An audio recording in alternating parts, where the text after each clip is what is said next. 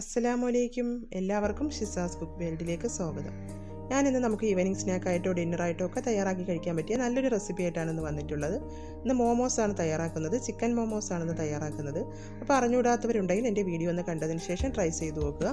എൻ്റെ വീഡിയോ ആദ്യമായിട്ട് കാണുന്നവരുണ്ടെങ്കിൽ ഒന്ന് സബ്സ്ക്രൈബ് ചെയ്ത് സപ്പോർട്ട് ചെയ്യണം കേട്ടോ. ഇനി നമുക്ക് നേരെ വീഡിയോയിലോട്ട് പോകാം. ഞാനിപ്പോൾ ഒരു പാത്രത്തിലോട്ട് 2 കപ്പ് മൈദപ്പൊടിയാണ് ചേർത്ത് കൊടുക്കുന്നത്. എന്നിട്ട് നമുക്ക് ആവശ്യത്തിന് ഉപ്പ് ചേർത്ത് കൊടുക്കാം. എന്നിട്ട് കുറേശ്ശെ വെള്ളം ഒഴിച്ചതിന് ശേഷം ഇതൊന്ന് കുഴച്ചെടുക്കാം. ഇനി നമുക്ക് ചപ്പാത്തിക്കൊക്കെ കുഴച്ചെടുക്കും പോലെ ഇതൊന്ന് കുഴച്ചെടുക്കാം. അപ്പോൾ അതിവിടെ ഞാൻ കുഴച്ചെടുത്ത് വെച്ചിട്ടുണ്ട്. ഇനി നമുക്കിതൊന്ന് മൂടി വയ്ക്കാം. അതിനുശേഷം ഞാൻ കുറച്ച് ചിക്കനാണ് ഇവിടെ എടുത്തിട്ടുള്ളത്. ഒരു 300 ഗ്രാം ചിക്കൻ എടുത്തിട്ടുണ്ട്. അതിലോട്ട് 1 ടേബിൾ സ്പൂൺ കുരുമുളക് പൊടിയും 1/2 ടീസ്പൂൺ മഞ്ഞൾപ്പൊടി ആവശ്യത്തിന് ഉപ്പും കൂടി ചേർത്ത് കൊടുക്കുന്നുണ്ട്. എന്നിട്ട് നമുക്ക് ആവശ്യത്തിന് വെള്ളം കൂടി ചേർത്ത് ഇതൊന്ന് കുക്ക് ചെയ്തെടുക്കാം.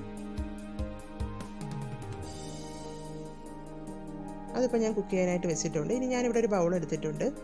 ഇതിലോട്ട് ഞാൻ കുറച്ച് വെജിറ്റബിൾസ് ആണ് ഇപ്പോൾ ഇവിടെ കട്ട് ചെയ്ത് വെച്ചിരിക്കുന്നത്. ഒരു 2 മീഡിയം സവാള കട്ട് ചെയ്തതും, ഒരു ചെറിയ തക്കാളി കട്ട് ചെയ്തത്, ഒരു ക്യാപ്സിക്കത്തിൻ്റെ പകുതി, 2 മീഡിയം ക്യാരറ്റ്, ഇതൊക്കെയാണ് ഇവിടെ കട്ട് ചെയ്ത് വെച്ചിരിക്കുന്നത്. ഇതെല്ലാം കൂടി നമുക്കൊരു ബൗളിലോട്ട് ചേർത്ത് കൊടുക്കാം.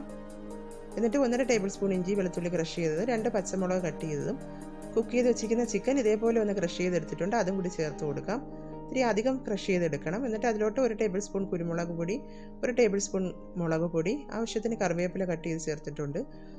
മല്ലിയില ഉണ്ടെങ്കിൽ അത് ചേർത്താലും മതി. 1 ടേബിൾ സ്പൂൺ സോയാ സോസും 1 ടേബിൾ സ്പൂൺ ടൊമാറ്റോ സോസും ആവശ്യത്തിന് ഉപ്പും കൂടി ചേർത്ത് കൊടുത്ത് നമുക്ക് എല്ലാം കൂടി നല്ലതുപോലെ ഒന്ന് മിക്സ് ചെയ്തെടുക്കാം. എന്നിട്ട് നമുക്ക് മാവിൽ നിന്ന് കുറേശ്ശെ എടുത്തിട്ട് ഇതേപോലെ ഒന്ന് പരത്തി കൊടുക്കാം. കുറച്ച് വലുപ്പത്തിനൊന്ന് പരത്തിയെടുക്കാം.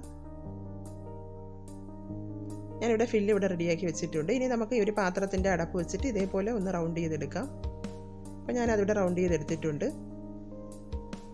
ഇനി അതിൽ നിന്ന് ഒന്നെടുത്തതിന് ശേഷം നമുക്ക് ഈ കൂട്ട് അതിലോട്ട് വെച്ച് കൊടുക്കാം. എന്നിട്ട് ഇതേപോലെ ഒന്ന് ചുരുട്ടിയെടുക്കാം. അപ്പോൾ അതിവിടെ റെഡിയാക്കി എടുത്തിട്ടുണ്ട്. ഇനി ബാക്കിയുള്ളത് നമുക്ക് റെഡിയാക്കി എടുക്കാം. ഇനി നമുക്കിതൊന്ന് സ്റ്റീം ചെയ്തെടുക്കണം. അതിനായിട്ടൊരു പാത്രത്തിലോട്ട് ഞാൻ ഒരു അടപ്പ് വെച്ച് കൊടുത്തിട്ടുണ്ട്. അത് തിളച്ച് വരുമ്പോൾ നമുക്ക് ഇതെല്ലാം അതിലോട്ട് ഇറക്കി വെച്ച് കൊടുക്കാം. എന്നിട്ട് മൂടി വെച്ചതിന് ശേഷം ഒരു 10-25 മിനിറ്റിൻ്റെ അകത്ത് ഇത് വെന്ത് കിട്ടും. മൈദാമാവായതുകൊണ്ട് ഒരുപാട് വേവൊന്നുമില്ല. അപ്പോൾ അതിവിടെ റെഡി ആയിട്ടുണ്ട്. ഒരു 25 മിനിറ്റ് കഴിഞ്ഞിട്ടുണ്ട്. അപ്പോൾ നമ്മുടെ ടേസ്റ്റി ആയിട്ടുള്ള മോമോസ് ഇവിടെ റെഡി ആയിട്ടുണ്ട്. ഇനി ഇത് നമുക്ക് വേറൊരു പ്ലേറ്റിലോട്ട് സെർവ് ചെയ്യാം. അപ്പോൾ അതിവിടെ ഞാൻ വേറൊരു പ്ലേറ്റിലോട്ട് മാറ്റിയിട്ടുണ്ട്. നമുക്ക് സോസിൻ്റെ കൂടെയോ ചട്നിയുടെ കൂടെയോ ഒക്കെ കഴിക്കാൻ പറ്റിയ നല്ലൊരു റെസിപ്പിയാണ്. അപ്പോൾ എല്ലാവരും ഒന്ന് ട്രൈ ചെയ്ത് നോക്കുക. അറിഞ്ഞുകൂടാത്തവരുണ്ടെങ്കിൽ തീർച്ചയായിട്ടും ട്രൈ ചെയ്ത് നോക്കുക. അടുത്ത പ്രാവശ്യം നല്ലൊരു റെസിപ്പി ആയിട്ട് വരാം. Okay, thank you.